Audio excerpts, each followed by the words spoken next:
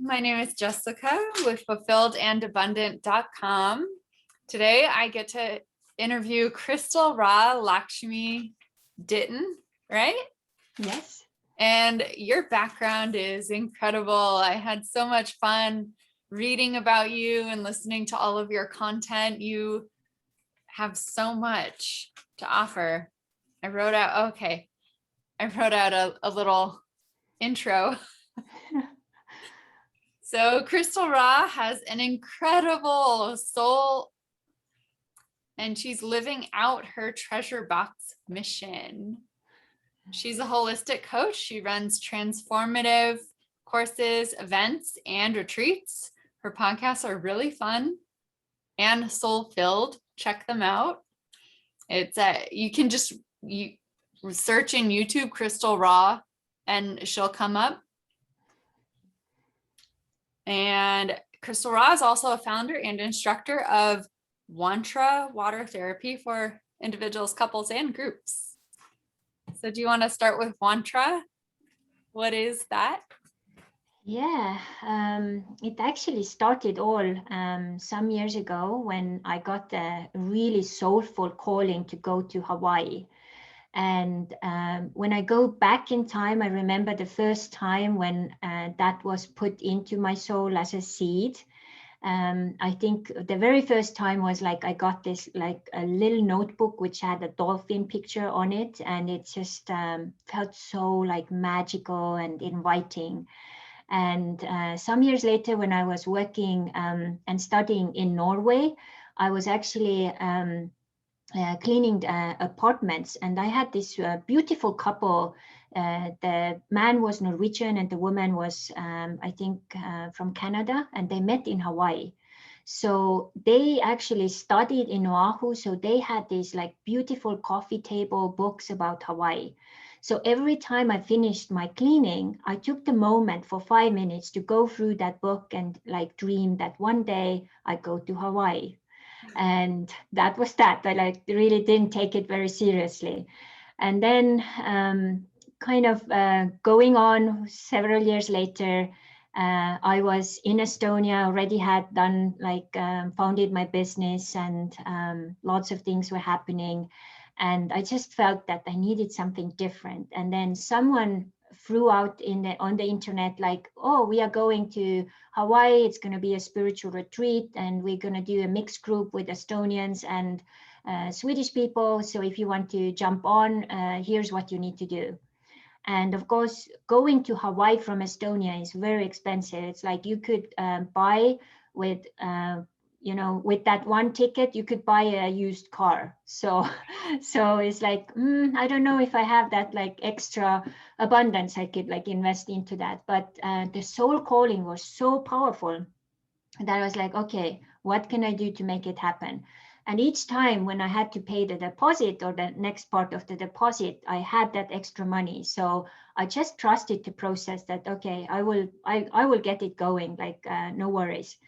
And once we got to Hawaii, it was really amazing because it happened so that we were so lucky. We got to swim with the wild dolphins, one of the places in the world where you can do it swimming from the beach, like not from the boat, swimming from the beach. You go there, the wild dolphins are there. They're like buddies. They come very close to you. They may even bump into you, look into your eyes, jump out, like really play like, happy dogs around you.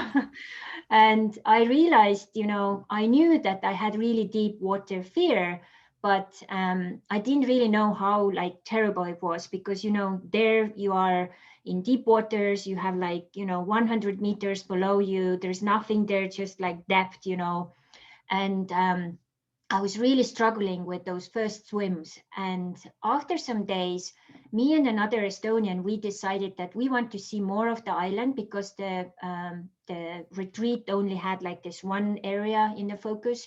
And we're like, we traveled all this way from the other side of the planet. We need to see more of this island.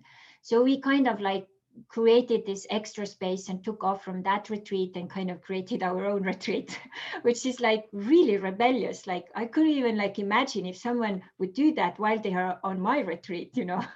But we just had to follow our calling. So we went to the other side and we found this beautiful hot ponds, and we went in and we swam there, Hot and pond, like natural hot ponds. Yeah. hot springs.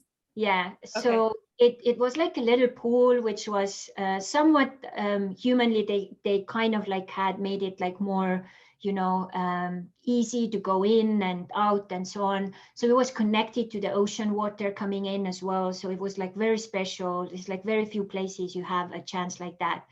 And in the evening, we found a really beautiful place where we kind of overnighted. And then next morning, we woke up and we saw this beautiful flyer on the door saying human dolphin dance or something. And it's like, what is that, you know? And we followed the instructions, went to the other retreat center, and they had this, you know, introduction class, which was for free. We jumped in right there and we were all dancing like dolphins in the water, like swimming above and, you know, below each other. And then came out this woman was actually offering like a 3-day water therapy class. And we just looked into our calendars like, wow, we have exactly 3 days. So we could make this happen. And then this one guy was like, do you guys have a place to stay? And we said, no, but do you have something? Yes, you can actually come and stay in my cabin for like $30 per night, which at that time was like super cheap in Hawaii. So everything kind of arranged itself, and we jumped on, and basically with those 3 days, my deep water fear was gone because we went through like processes and things. And once we got back to the other side of the island, I jumped into the ocean and I had no fear of the depth anymore. And I could swim with the dolphins and I felt so free. Like I felt like I was flying in the water. And so that started like that, like first, like big shift with water. Once I got back to Estonia, I had this really beautiful client who came to me and said, hey, Krista, I heard you went to Hawaii. You don't have water fear stuff anymore. I have water fear. Can you help me? And I had no idea how I could do that, but it's like, okay, I need a pool, and I need a pool which would have like body temperature water. Do you have a pool? In a matter of fact, I do, in my house, in a cellar. So should I heat it up? Would you come? It's like, wow, if the universe is laying it all, you know, there for me, it's like, would be stupid not to say yes. So I said yes. So we started to play with her. And after some time, I was asking, you know, it's really going so well with you. Would you mind if I would just like rent like hourly and maybe have some other clients come here? I understand it's your personal house, but you know, maybe we can have like a deal and I help you with a little extra money. And she said yes. So I started to play with people in the water. And from what I learned during that water therapy, and then later, because I did so much Tantra, once I traveled to Mexico in 2013, I started to put Tantra and water together. And that summer, the water in the ocean was so warm, it was actually body temperature in the west part of Mexico, that I started to play with it. I had my mask and snorkel, and I had some girlfriends who wanted to join the experiment. And for several months, we were experimenting in the ocean. And then by the end of that, we were like all like completely like new people. Like people got rid of fear. They got rid of, you know, chronic, you know, pain. They had more courage. There was one woman who started to do couch surfing in England. She had never traveled outside of United States. One had like chronic pain in the neck, that was gone. And one woman broke up with a really bad relationship and actually started to build her own house in Mexico as a woman from, you know, United States, which is not an easy task. So all of these big shifts and things were happening. And I was like, oh my God, this is really crazy. What's going on? And I started to observe, and I was asking, like, what is this thing? There's something magical, you know, downloading through me. And then the name came, Wantra, water and Tantra. This is like your thing, you know. And then the connection started to come. You know, I had a friend who was connecting me to one of the main managers of the Four Seasons hotel.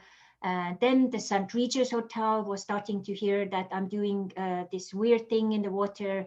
And then the boutique spa people kind of got hold of me. So suddenly I was invited to do this thing, and I was like, wow, I need to register my company to do it all, you know, legally here.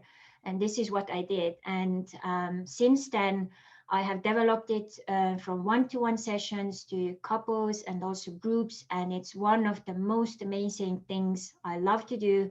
If I could, I would just live in the water all day long. And people, when they come out of these processes, they tell me like, oh my God, this was like being in heaven. Like, it's amazing, because most people, we don't take enough time to relax Yeah. and to really let go of control. Because when I'm doing this session one-to-one with them, they're on my hands. They have to completely trust me and completely let go. And that's something most people nowadays are not very good at doing. So, and from that, they also initiate more of that feminine coming in, which I know you are really familiar with as well. It's all that trust and intuition and all of these things start to like kind of flow more, which are a little more like static, because we are so influenced by all of that masculine kind of, you know, stuff going on. So, and also in my own life, I created more flow and more ease, and it was just amazing. And the most amazing stories are, of course, people who come with water fear. I have had people who like couldn't even put their toe in the water. And when you get to the point where they actually one time they are lying and trusting on your hands, and you can get them in the water and move them around, and they actually let go. They are not like sticks on your hands anymore. And then the first time you are pulling them through the water, underwater, like dolphins, and they let go and they're like, oh my God, it's so fun. I like, why have I've been like afraid of water? Oh my God, I've been like missing this for 50 years. How stupid of me. And then once they come also to my Hawaii retreats, they're like, oh my God, Crystal, I was swimming with wild dolphins and I had like no, you know, additional stuff with me. I was just like floating like an angel in the water. And like, I can't believe like I was afraid of something so yummy. Yay. That's amazing. So how long are your retreats when you do them in Hawaii? We used to do them for 10 days, but I think now with Corona, of course, everything has been on hold. And I think once this opens up again, we will modify it. We'll probably turn it more into some kind of like mastermind group. So we'll do probably a little shorter one.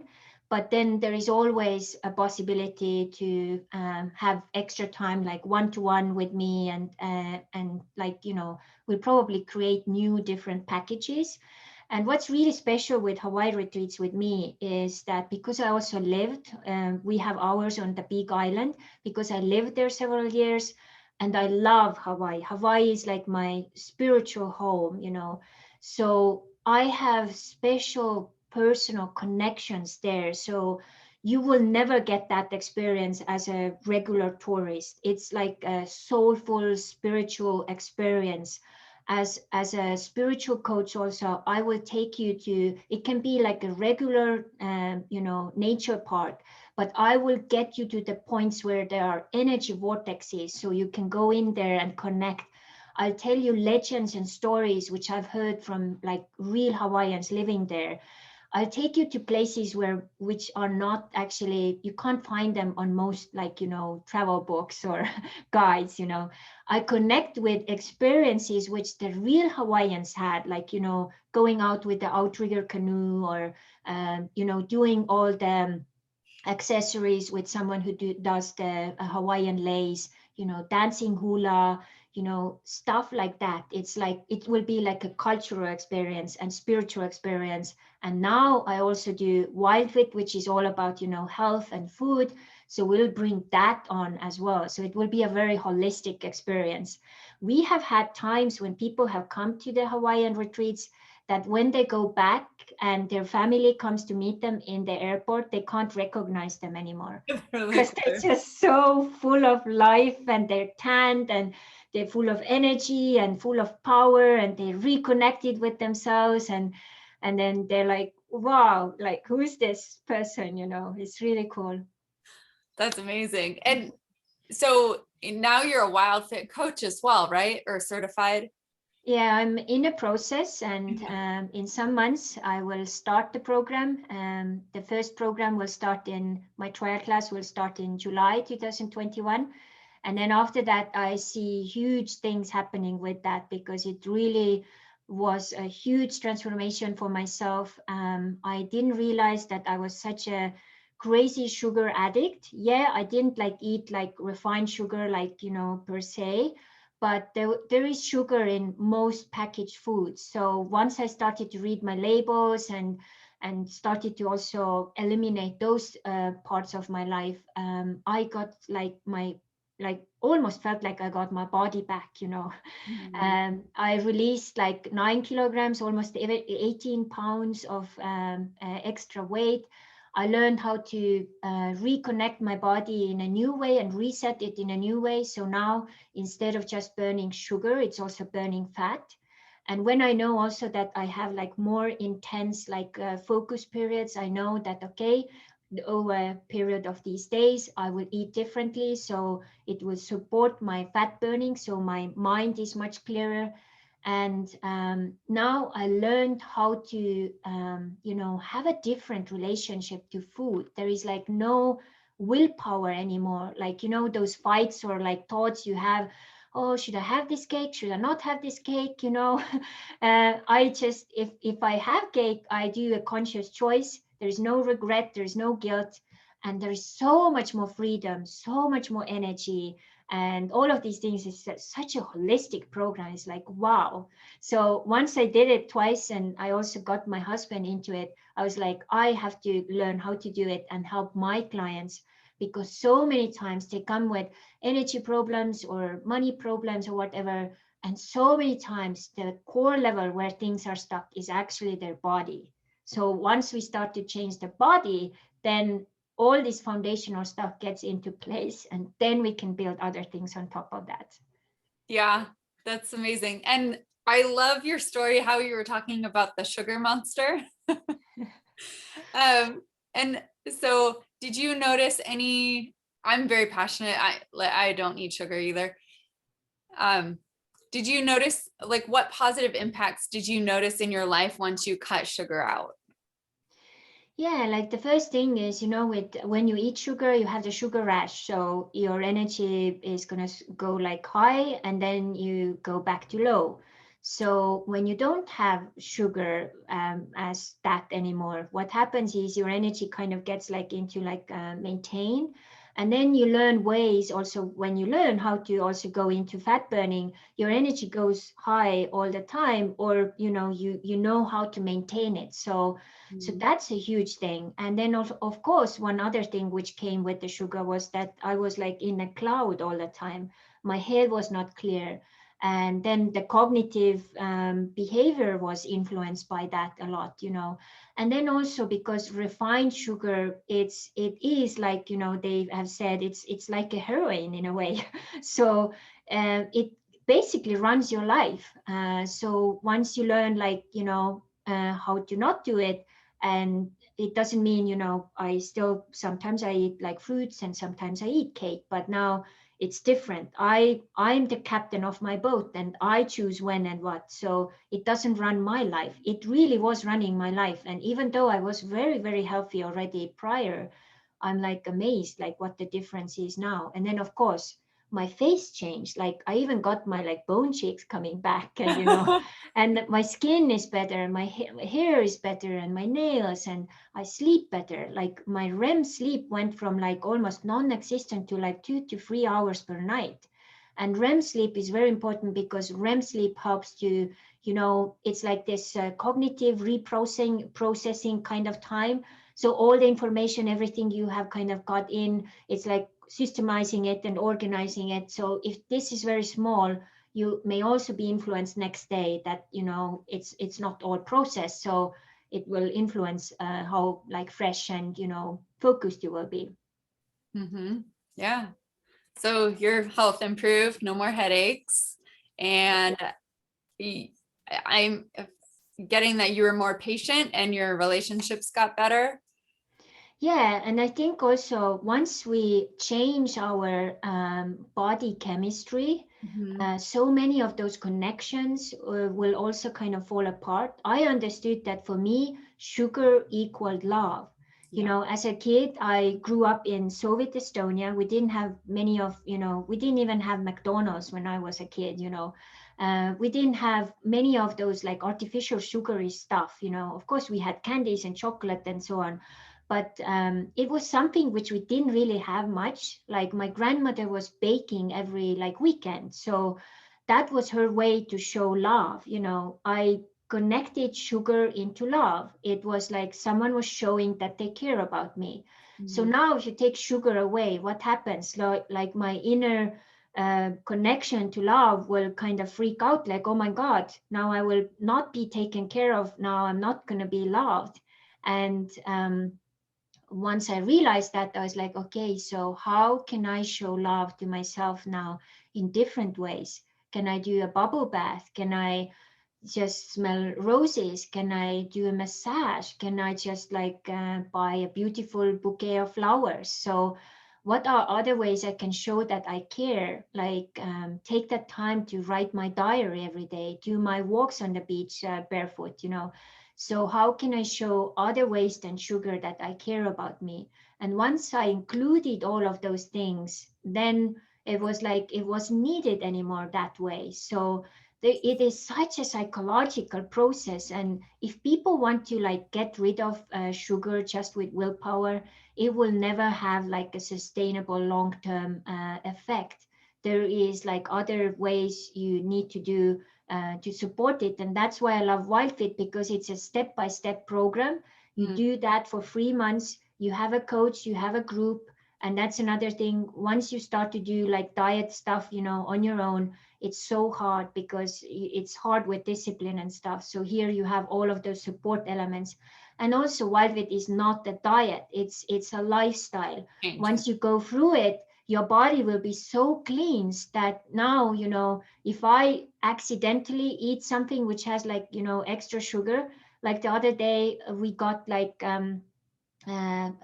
basically like a free oat milk, you know. It's Right. like, okay, just for change, I experiment. I consciously chose to experiment with it. And without even looking at the label, I just took like one sip and I could say like, I'd say 10 grams of added sugar. And then I looked at it and it's like, sure, because my taste buds are so clean now. And then after this, I can, you know, follow my food timeline and kind of feel like, okay, what's going on in my body now? Mm. How do I feel it influencing me? So what's going on? Do I choose that in the future or not? So it's me who is now completely checked in with my body, and I can listen. So that way, it's also like a huge gift, because now think, if we eat sugar the way most people do, I think the Heart Association of United States, they suggest 6 grams for women per day is like maximum. Most are doing like, you know, double that or 3 times that or 4 times that. So now what happens? You give your pancreas a message that winter is coming. We have to build up, we have to build up, we have to build up, but winter is never coming because no one is giving really any break, and you just like, you know, always having sugar in your food, like even the hidden sugars, you know. Mhm. And then it's like this insulin overproductive machine which is just so exhausted. And once you give your body a break, oh my god, it's like it's not going to be easy. It's like withdrawal symptoms like with coffee or whatever, you know. And that's where that community thing and support by the coach comes in. And when I went it through first time, it was super hard. I had days where I almost had like no energy because my body was so used to run on sugar. So Yeah. And The shock. then it will reconnect because we will give other nutrients and other stuff, good stuff to the body. It starts to like shift, you know, it's like a different fuel you put in, like the real fuel, which you were supposed to have like every day. And then the body is like realizing, I'm getting the real stuff now. So I don't need to have that like artificial crap anymore. And then it's like kind of like, then it kind of wakes up. It's like, oh, that's what we're doing now. Okay, but it takes time. It's adjustment. So it's like also have to be really kind to yourself and patient and so on. And it doesn't come overnight. If you have like, you know, eaten wrong 40, 50 years, it doesn't just happen like that. So you need transition. And that's why this program is amazing. That's amazing. Congratulations on Yeah. moving forward with becoming a coach yourself. I had a journey very similar to that, but I did it alone. Yeah. So you talked about how magical it was looking in the dolphin's eyes. What did that feel like? Yeah, it's like it's a very, very special moment. I think if anyone has that moment in their lives, it's like a moment in like I don't know, lifetime. You have everything there. There is this unconditional love. There is this presence, like I take you as you are, and you know, so many times also in my life because I am from a different country. I've also had sometimes, you know, some people, I feel like they judge me because I'm from a different country or I speak a little funny and I have this funny accent and so on. But this when you look into it, is like, you know, Crystal, I love you, even if you are an Estonian. It's like, oh, that's nice. Oh, nice. Thank you very much. You know, and there is this like complete, like, you know, I include you, I see you as you are, you know. And in addition, I think what dolphins do, it doesn't matter how you see or connect with them. You can even just, you know, open a video on YouTube and just hearing their sounds and stuff, you can connect with their frequency and they can start to work and heal and help you, you know. And once you start to like really connect with them, what happens is, I think what they start to do is they start to like reactivate your inner feminine, which I call the inner woman. So because most people are disconnected from their inner feminine, so doesn't matter if you are a man or woman, we all have it inside. So what happens then is that you start to trust life, your own flow and your own intuition more, which means that you will be guided to right places, to right people, right time. And also you will start to discover that treasure box, which you talked about here in the beginning also, which is like all the talents which we are coming into this world. And it's our responsibility to share these talents. Even if we don't know what those are, it's our responsibility to find out what those are. And I think what those dolphin moments did for me was they encouraged me, hey, you can be your weird you, even from Estonia, and the people who need your talents or your treasures will be knocking on your door. They will find you from the big world, and we will be there with you when you do that, you know. I had this one session in Mexico with a very spiritual lady. She's a coach as well, and she's a yoga instructor as well. And she came into the water with me and she said, Crystal, do you know that you have lots of dolphins in this pool as well? I said, of course, that's very natural. I'm a mermaid. I've swam with them so many times in Hawaii and other places too. And they love me and they want to assist me with my work. So when you come to the pool with me, you come into the quantum field of not only me, but also those dolphins. And sometimes when I have a person coming into the water who has lots of fear of water, I have to actually also call in a whale. And you know, a whale is a really big animal. So it's like a school bus in the pool, you know. So because it just comes to support the work and you know, take the fear away. So sometimes when I have fear, I also call the dolphins and whales in and say, hey guys, I'm a little scared. I don't even know why. Can you come and like, you know, increase the frequency or do your magic? And then kaboom, they're there, and kaboom, it's gone. So it's a really cool thing. And I also think what the dolphin eye moment is like, it's a time to, they remind us, like, connect with yourself. Like, don't disconnect with yourself, because I think most people, like, the other day I went to the grocery store, and we have this actually home assignment to see what people put into their carts, and I had this one woman in front of me and one behind me, and they had zero, fresh fruit or fresh vegetables in their carts. And I was like, oh my God, like, what have we become to as humans, And so when you eat all this packaged food and all the stuff, the crap stuff, what happens is your body is disconnected from you.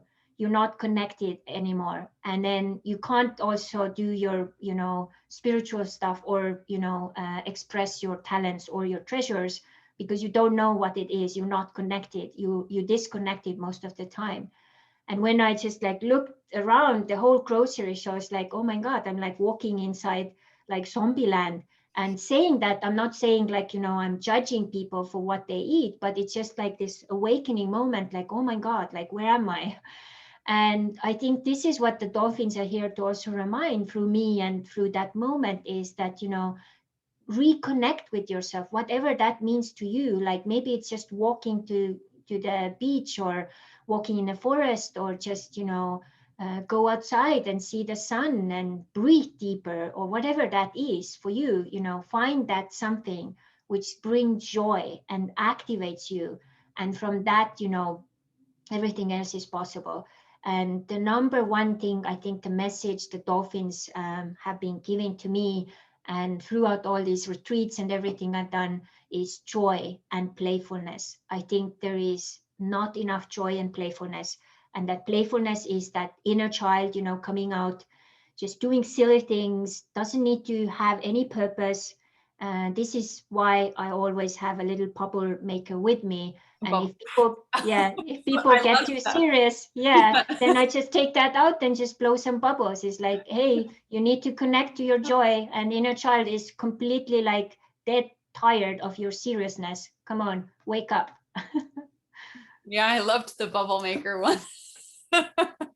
the, you have to listen to Crystal Ross podcasts because they're amazing and fun. And so when I was listening, you were talking about the inner family, the inner woman, and the inner child, and the inner man. And I don't know why that was such a big insight for me. And there was some kind of shift that happened. I haven't been able to journal to that yet, but I was wondering if you could speak to that, and how did you arrive there? Yeah. Either learn about it or create that, or Yeah, that's such a one other of my favorite topics. And it actually started with the inner child. I started to do inner children's workshops in Estonia way back when, like 2005 or something. And I was so amazed, like, all these serious adults come into the room, and just like 1 hour later, it's like bunch of kids, like kind of running loose, wild, very happy. I gave some, exercises for them to run around and play some games and so on. And there was no seriousness. You had like butterflies in your belly, and all the joy and playfulness came out, and it was so fun. And I felt like this was also one of my missions, to awaken that inner child in people. And as I started to go to Hawaii, I started to reconnect with my inner woman, who then came out and said, like, hey, Crystal, you have been too much of a masculine woman. We need to like really like cultivate that inner feminine now. So of course, swimming in the ocean helped, connection with the dolphins helped. And I also several times got several messages. So my inner woman started to tell me several times, hey, Crystal, now we're going to go to Hawaii for 3 months at a time. And I'm like, are you crazy? Just if just 1 week for me is like one used car, I can imagine like 3 months living there. Like it's like impossible. But I was like, okay, just show me the magic. Like, how can we make it happen?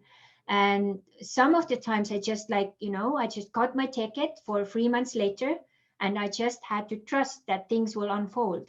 And fair enough, I got several people asking, can you please house sit for me?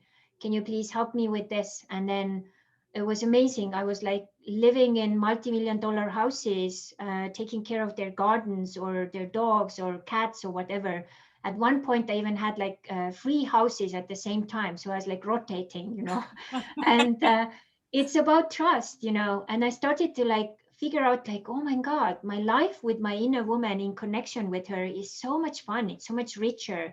It's of course more dangerous, but I'm so alive. Like I want more of that. So, and then some years later, I actually channeled my inner man together with my other girlfriend. And we started to play games with her because I knew that she was in a relationship and she didn't get everything what she needed from her husband. So I started to give her what I felt like, her inner man would have like given her.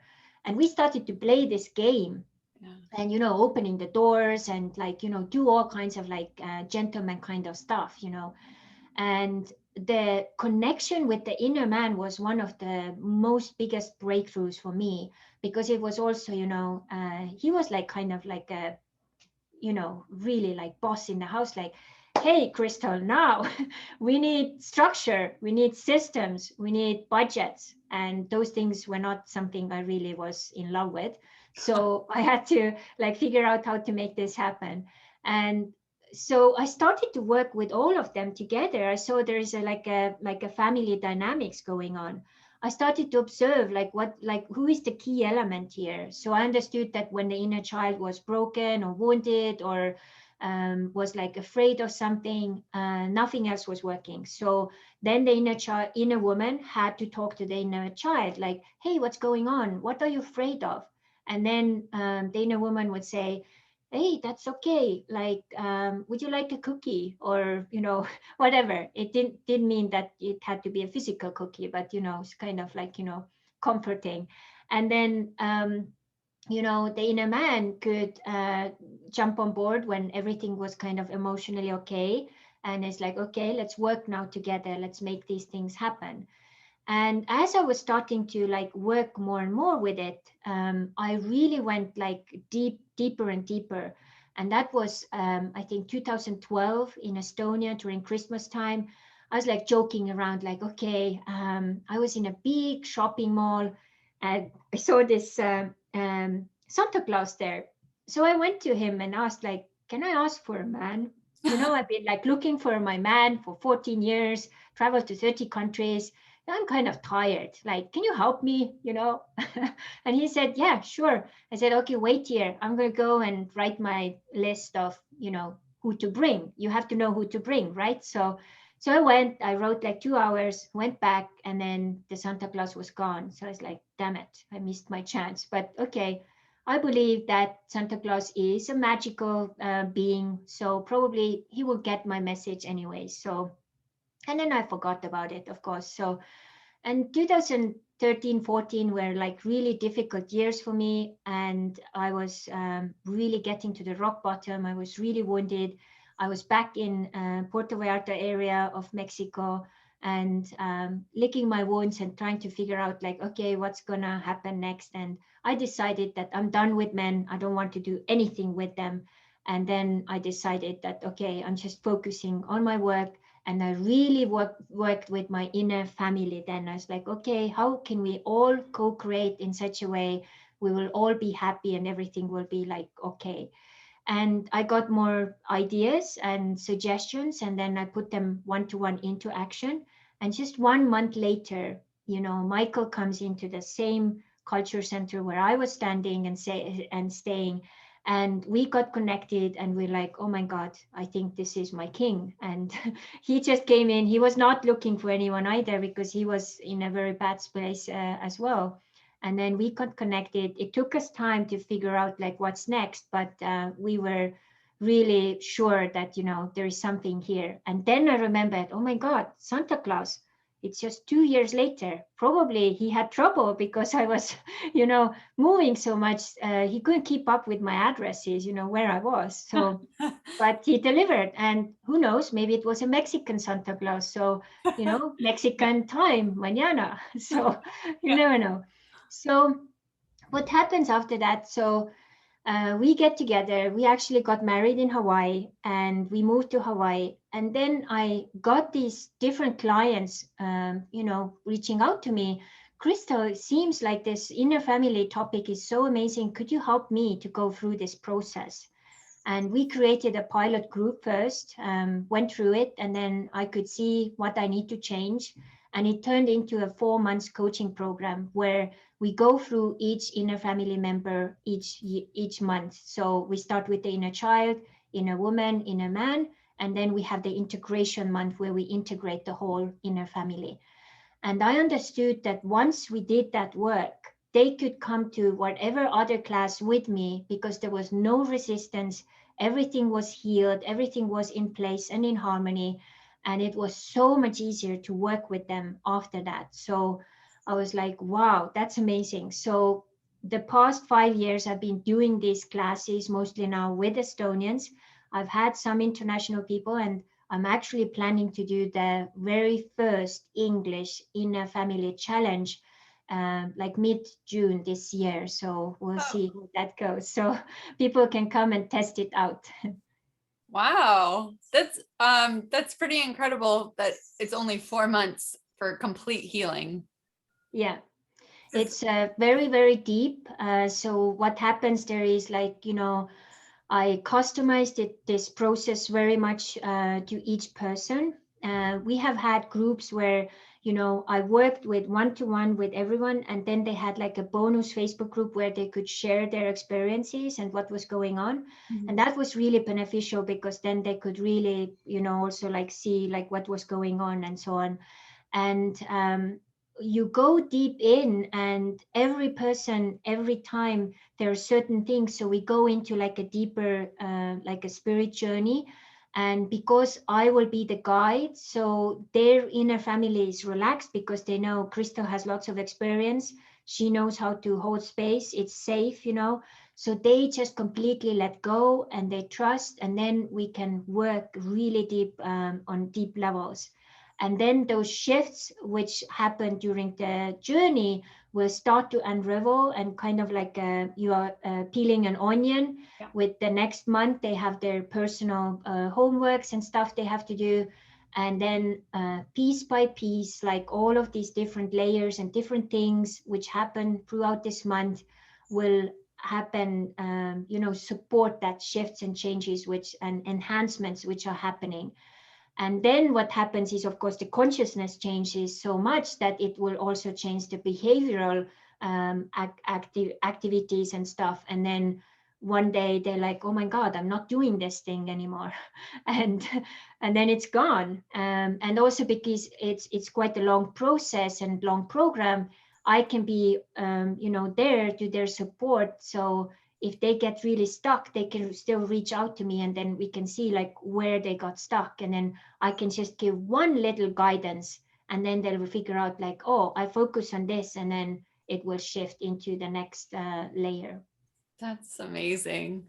So Crystal Ra, was manifesting always this easy for you? Were like your whole life, was it natural, or was there some kind of pivot that you kind of fell into the natural magic and support of the universe and being given these amazing houses in Hawaii? And Yeah, not really, but I think what happened was because I grew up, as a child of alcoholics, I was mainly raised by my grandmother, because my dad, even if he was there, he was most of the time like drunk. So I spent a lot of time in the nature. Only now I'm starting to understand what happened there. I think I was observing, and nature was teaching me all the lessons, which I later transferred into my coaching or, healing work with people. And I probably was also not very consciously, but very, very like connected to also nature fairies and, all of these like realm there, because I felt so good in the nature. Like there were times where I really didn't want to be with people, because nature was just such a good place to be, like so, including and friendly and so on. And also I think because I grew up in pretty like kind of limited conditions. I mean, I had like food on the table, I had clothes, you know, I didn't miss all the necessary stuff, but I was like held back a lot. Like I couldn't go to like hobby classes, or I couldn't do many things which most of my, you know, other teenagers were doing, because we had limited resources. And saying that, I'm not judging, you know, my parents or my grandmother. It was just that. And I understand also as a spirit, I actually chose that so that it would make me strong. So once when I left home, what happened was that I was actually super resourceful, because I didn't have all the things coming to me on the plate, you know. So I had to figure everything out myself. There were times when I was working on 3 or 4 jobs to kind of make ends meet. But I also was very like intuitively connected with like what's right and what's not right, and I started to navigate with those things. And one of the first things I actually came to was, of course, the angels. And then the next thing from there was Silva method. So I started to realize like, wow, we have this powerful thing like subconscious. And if we guide it, we can start to like make magic happen. And I put it into works. I was still like studying in our capital of Estonia. And then I started to see like magic started to happen. And since then, I have used it, of course, really consciously. And also, as the years were going by, I also didn't understand it in the beginning. But what was happening, my treasure box was unrevealing itself basically step by step. And all these different talents were coming, you know, out. Like if I take the WildFit program right now, when I start to coach WildFit program, I have all of these varieties of different treasures I have found and accumulated, practiced over those last 20 something years. I can now put them all into works into here, because I have now business skills, I have like communication skills, I have therapy skills, coaching skills, you know, speaking skills. All of these things have been like kind of brought together. And now WildFit is also giving me infrastructure, which is supporting. It's also giving me a nice, you know, tribe to support my work, and so also technical stuff. So all of these things, like it's like all coming together, like all of these thoughts, like completely make sense. But the number one key, like once I started to really connect with the inner woman, who is the key element also in a family dynamics, because she's connected to your higher divine purpose here and your treasures. So if you are connected with your intuition, she will always guide you to the right places, right people, and you have to really trust and really honor that. Because in most people's case, you know, inner woman comes, knocks on the door, no one is at home, or even if the door is opened, there's like, who are you? Like, what do you want? You know. Yeah. And then so many times the inner woman will leave the letter or message in the mailbox, and you may get it and you're like, oh, it's not important right now, or you put it on the shelf, and then that message is lost. It's a lost opportunity there. So in my case, I also now have practices how I take care of my inner family regularly. So one of the inner woman practices is I have once a week I have a bath time. So it's like church for me. Like if I can't do it one day, I have to figure out one day when I'm going to do it. So how it happens is I go into the bath, I have bubbles, I have sometimes like rose petals, I have Epsom salts, and I have nice music, I have my candles. Sometimes I even have like breakfast in the bath, you know, kind of different. I love that. Yeah, it's different. Yeah. And then I go into water, I soak myself completely, like my ears in, and then I listen. And I always say like, okay, inner woman, if you have something like really important to say, and maybe there is something else I need to do. Just a couple of weeks ago, I got the business idea, and she said, okay, you have to contact this person, and then you have to do this. And then as I was running out of the bath, I actually was almost dripping and writing that email to the person. And 1 week later, the person said yes. And then now next month, we will have an amazing co-creation together. So the message comes, then the inner man comes in place and is like, okay, what do we need to do to make it happen? And that's where also most people stop, because they don't take action. They think too much, or they like, oh, I don't have time, or I don't have money, or oh, I don't have this, or I don't have that. So in my case, I get an idea. Okay, let's do it. And sometimes also things don't like turn out the way you plan them. So 1 month ago, I had this huge celebration for the Estonian podcast, for 1 year podcast. We just reached to 3,000 downloads, like amazing stuff. People were so pumped up, then they like, we want a longer kind of like workshop style podcast. Can you do that? And I was like, okay, let's do that. So we got like 5 speakers lined up, everything lined up, all the landing pages, payment pages, everything done. And in the end, it was like very few people who registered. But I understood, okay, when the inner woman gave me that message, there is something bigger with that.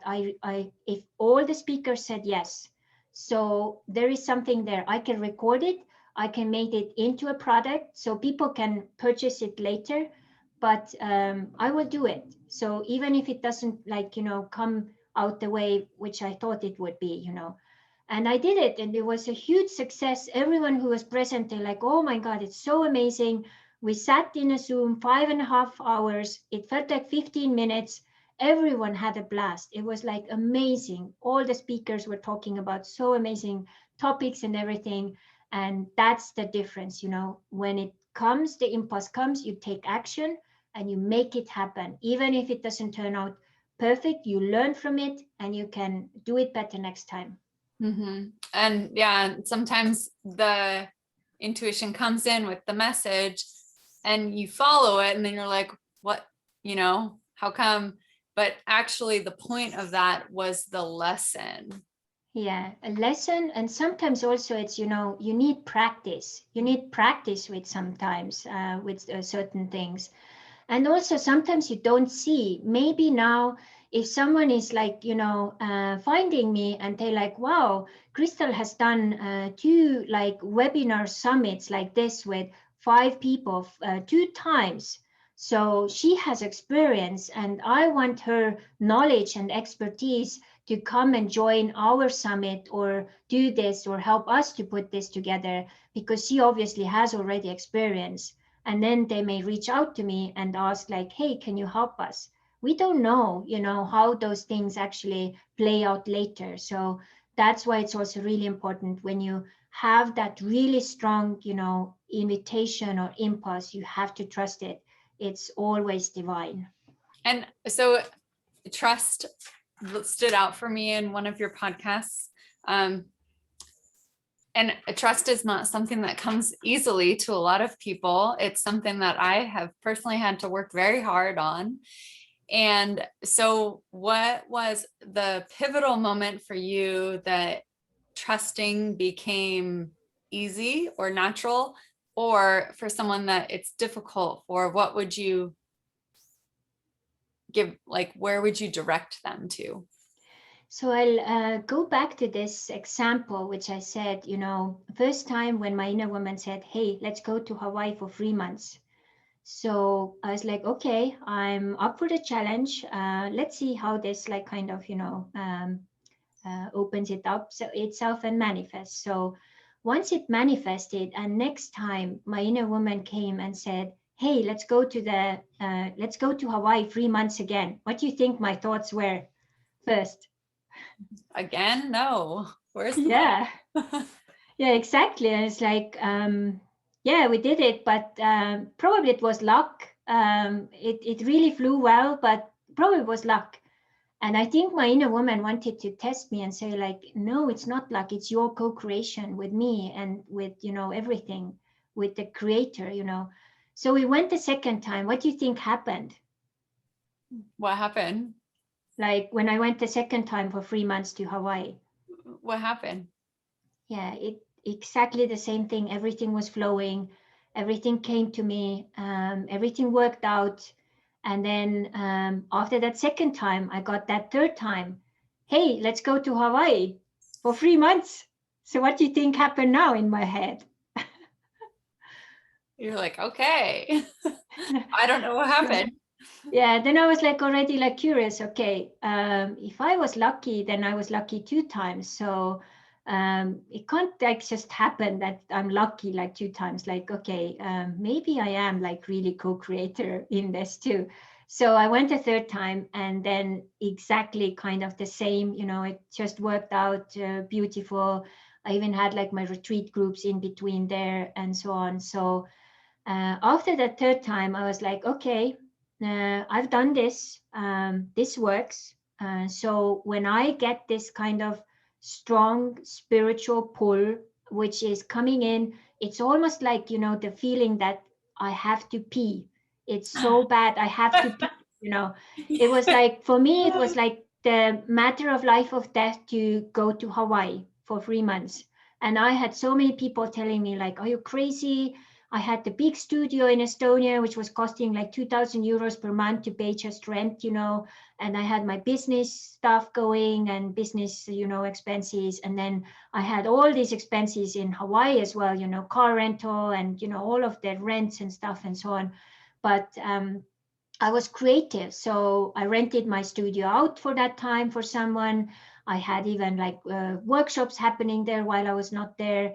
I had people delegated to people to help to run those, workshops. So everything worked out. And then I had also my own retreats while in Hawaii. So I was like, wow, this really works, And I think the pivotal moment with this was like, okay, those 3 times they worked, and I really started to trust my inner guidance more. But number one, where it really sank in, like almost like an anchor, was when I was guided back to Puerto Vallarta, to that little fishing village, La Cruz. And it was like every time I tried to go away, like the forces were like pushing me back there, pushing me back there.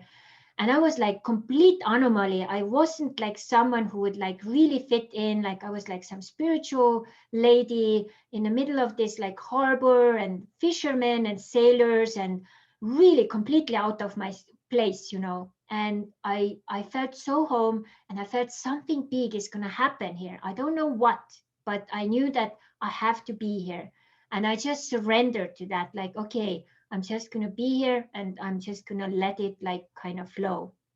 And then I got there. And then 1 month when Michael showed up, then I understood, oh my God, I can only imagine how many angels and my own parents and whoever, in the spirit world was orchestrating this, meeting, because I wasn't supposed to be there. Michael wasn't supposed to be there. We both were there. And then this huge new beginning happened for me and for him, And so from there, I knew that, okay, when these kind of guidances are coming, even if you can't tell what it is and can't put a word even to it, you have to trust, and then you have to just be patient. And sometimes it means you may even feel like, oh, I'm stuck here, or I don't know, like what's going on.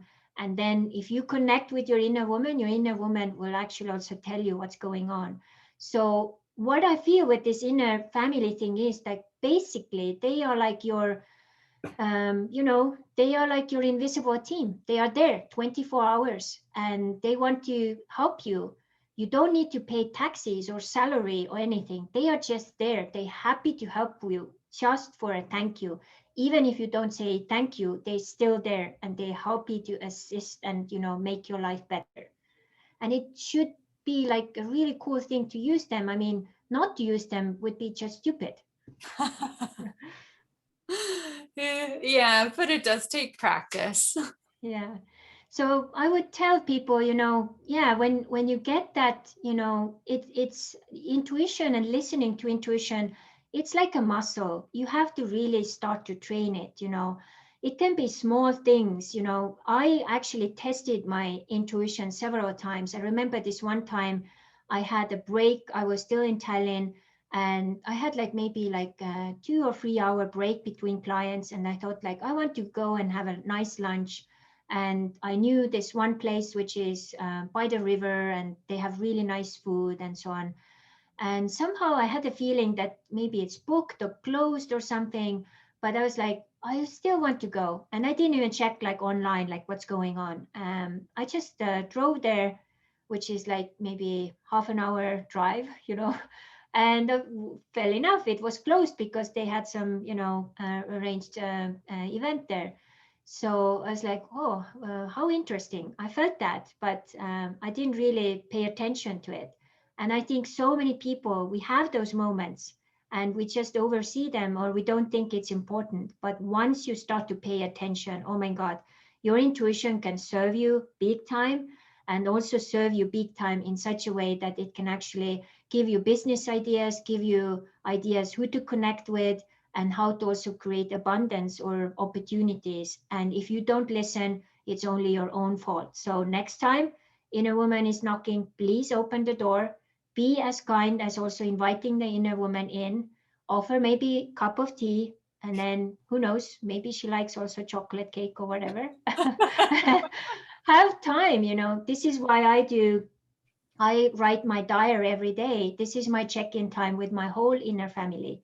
So I sit down every day, 20 minutes, and it's like, okay, do you have a message? And then they may have a message, like sometimes they don't. So I just write like what's going on or what's frustrating. And then I have done that now for 1.5 years.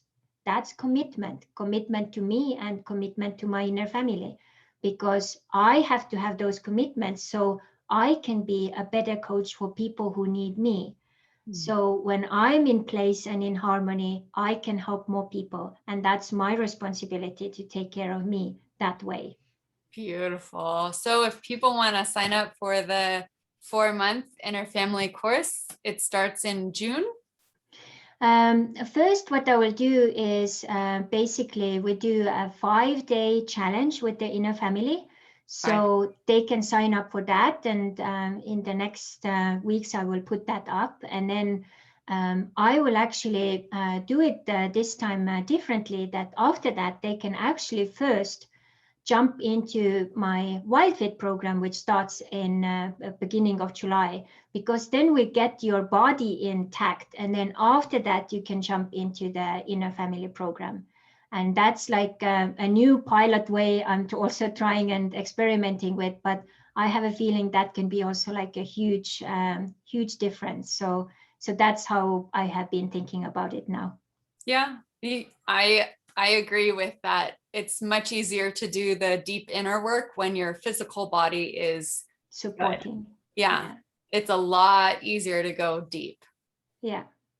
So true. Yeah. Good. That's awesome. So if people want to sign up for the 5-day inner family challenge, you'll have a link in the video. And oh, go ahead. Yeah, you can also find me now. If you put very simple username to Facebook, Coach Crystal Ra. So crystal as crystal in English, like a crystal, and Ra, R-A in the end. So my professional page pops up there. So there's lots of content you can already go through. And then from there, you can also link to my personal, if it's really hard to remember my whole name, Laksmi-Ditton. So that's the way. And also I started now also build my Instagram. So Coach Krista Ra is the same username there as well. So these are the 2 ways. And then if you put anywhere on YouTube or even just Google, you put my full name, you will get loads of content and stuff to read. And I also have my webpage, kristaralaxmi.com, where there is also lots of blogs and lots of stuff as well. So lots of amazing blogs. Yeah, a lot. And I'm so curious, what's the evolution or the origin of your name? Yeah. The name story is actually really exciting because I think my identity was changing so much at one point, and I felt like I just can't continue with this. And my previous name was also a little complicated with some international kind of writing the name, and so it's like always the missed letter or dots or so on. So I was like, I need more like a international name. And in 2007, I went up to a mountain in Norway. I did like my own pilgrimage. I went up there and I did also like water fasting for I was on water for 10 days and I was up in the mountain for like almost 2 weeks alone. You did it alone? completely alone. That's very And brave. very brave. And I just had, it was one of those, urges, or like I have to do it, like almost like peeing or going to Hawaii. So I was there. And so first what came was Crystal as the name, and it really resonated with me, crystal, working like kind of tuning and cleansing my crystal as a human crystal as well. And then Lakshmi came, and Lakshmi came as the goddess of Lakshmi, the Indian way, also spelling it Lakshmi. And then I felt like, okay, I need something more. It's like it needs a little more power, like some masculine energy or something. And then Ra came, so the god of sun from Egypt. So, and I was as I came down from the mountain, I realized that I want to get this name into my passport. And in Estonia, if you want to change your full name, it will be very crucial process you go through, because they want to like check why you want to do it. And it was like back and forth. The Ministry of Social Affairs or something was like writing back and forth to me, and why do you want to change it? And so every time I came up with new ideas, like, okay, because my parents were alcoholics, so everyone who hears my name kind of associates that with that, and I don't want to be associated with it anymore. So that wasn't good enough. So I said, numerologically, it's better because the frequency is better. Didn't work. And then I used like so many reasons, nothing worked. And in the end, I was like, what the heck, God gave me this name, and who are you, the minister of so and so, to tell me I can't have it? And then I got my name.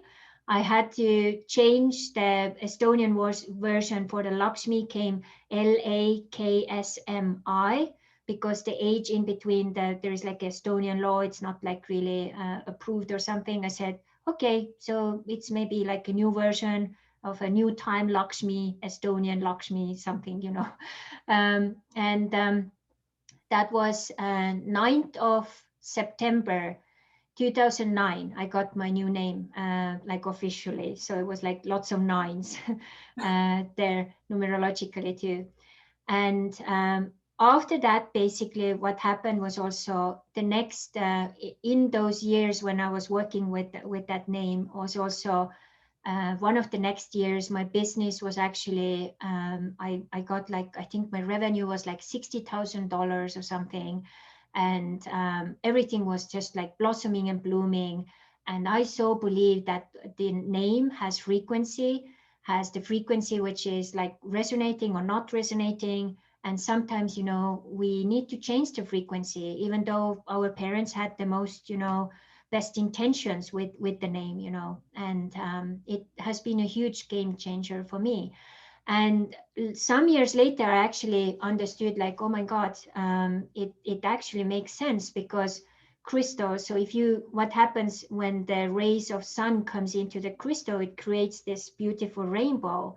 So if I polish my crystal, all these amazing like talents and treasures come out, and it's like loads of rainbows, and that's abundance, which is Lakshmi, So I have to do it with myself, and then I can also guide others better, because I have then more of my treasures in the work, so I can guide them how they can do it. So then it totally made sense. I didn't even like think of that. That came like 2 years later. So Yeah. so I so believe that if someone feels that their name needs to change, you have a right to do those. So you have to just check what your country's requirements are.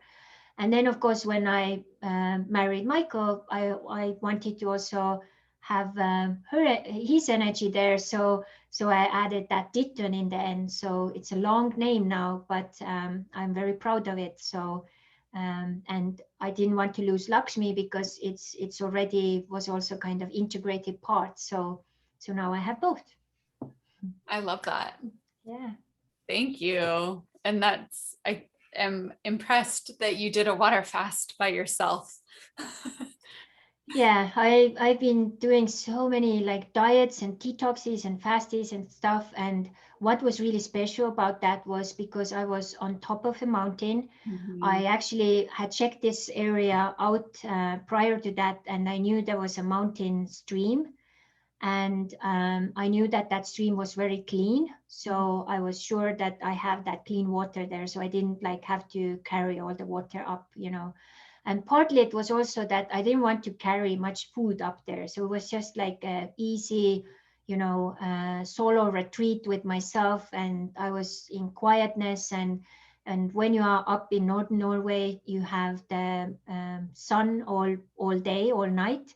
And it's very special place to be because it gets so quiet. You can actually hear your own blood running in your veins. It's weird. And your heartbeat, and it's just very special. I also walked up to the mountain so I could see the North Sea, and then the sun didn't like go down, so it just kind of goes a little low and then it kind of comes up again. And the reindeers were my friends. They were, of course, a little kind of startled first because I was like sunbathing there naked, and they were like, "Who is this girl here on our path?" So I realized that, you know, I have to also ask their permission, and I, of course, apologized that I put my tent in the middle of their path. I had no idea. So all of these things, you know, you learn. And Norway is such an amazing country. If anyone has a possibility, I lived there 7 years, and my years up in the northern Norway area were like really magical, you know, to see the northern lights. And I even had like some skiing trips up in the mountains with the cold, like freezing cold. And the nature is so powerful, amazing, the mountains especially. That sounds so magical. Yeah. Your pull was to Hawaii and my pull is to Northern Europe. Yeah. Yeah, so if you want to go in the future, I plan to also start my mountain retreats again on that same mountain, actually. So there is a certain time of the year which is the best time to go. So we'll plan it accordingly, and it will be an amazing trip. Yeah, let me know, please. Yeah, yeah, I will. How exciting. Thank you so much for your time. I had so much fun today. And everybody that watches this video, you guys will get massive benefit. When I post the video, I'll have a lot of links for you to find Crystal Ra's events and her website and her blog and her YouTube channel. And she has so much content. So Yeah. And thank you. It's been so nice to get to know you too. We are both members of Soulful Speakers with Rebecca Masood, and it's been so amazing to see how brave you are and also doing these interviews. I know this is also your soul purpose expressing itself, and I'm so lucky and honored that I could be part of that. And you will be also our guest in Abundance in Action podcast. So I'm also very excited about that. And so we can dive deeper into it. It's also like about your journeys and adventures. So goes both ways, two-way street. Thank you. thank you. Okay.